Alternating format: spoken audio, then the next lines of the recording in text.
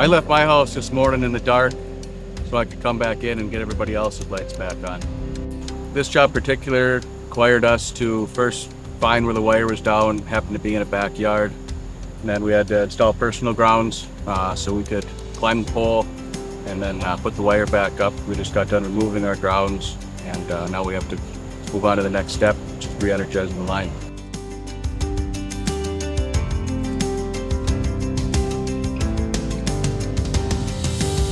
It's a sense of accomplishment once you finish the job. It's the sense of the customers that they're happy and satisfied that we helped them and get them back into power.